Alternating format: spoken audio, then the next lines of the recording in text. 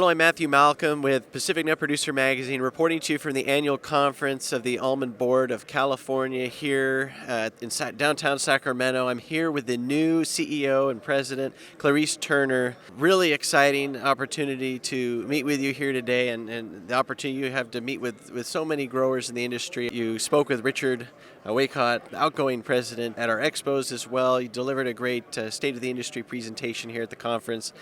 Wanted to make sure if growers haven't had a chance to meet you, give you an opportunity to get to know them a little bit and share a little about yourself. So tell us about your history and coming into this position.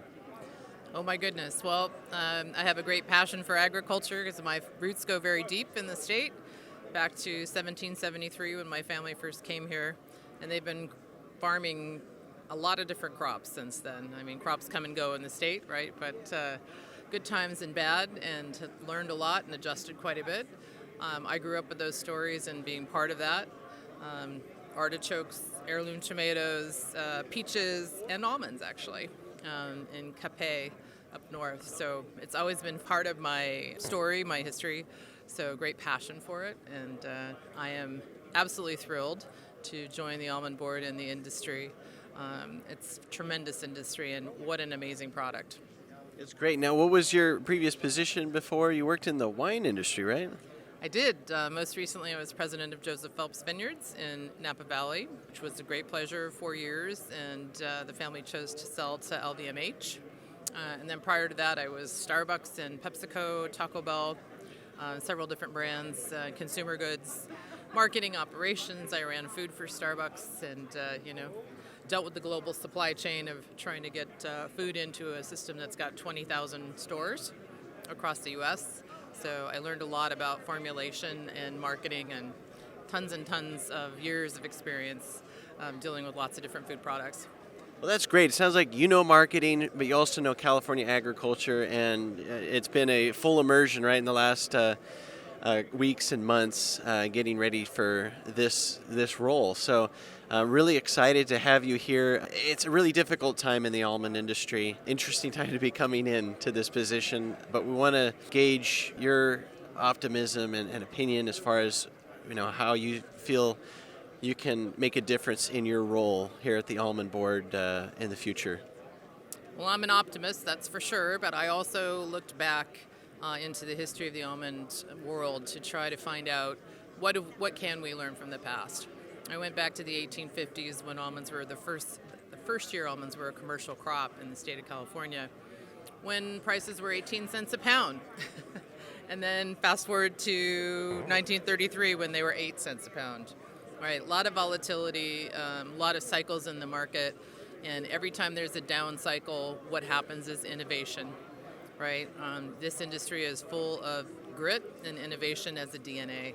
It's definitely the hallmark of, if you track it over time, when you come out of a cycle, innovation happens and there's step change growth every single time, so far back to the 1850s. So my optimism comes from the fact that farmers always figure it out, and eventually the macro environments that are really difficult for us right now, those will start to ease. Probably not all at the same time, like they all came upon us at the same time practically, but over time those will ease and things will get better.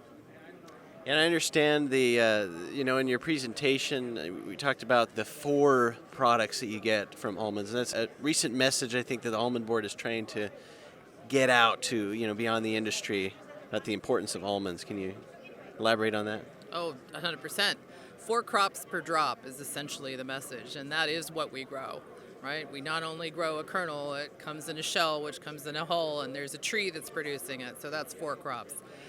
We only tend to usually talk about that one crop, but we're already zero waste, and we're positive impact on the environment. So now that we have been collecting CASP data, which is self-reported data, but it's validated for the last 22 years, we have the data to be able to tell the story.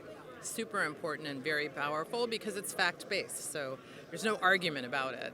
So yes, we are going to, in the next year to 2 years, you'll see a lot of messaging coming out around that so that the general public is aware, but importantly, that also food service and consumer packaged goods are aware too, because you've got to tell your story, in that narrative, right?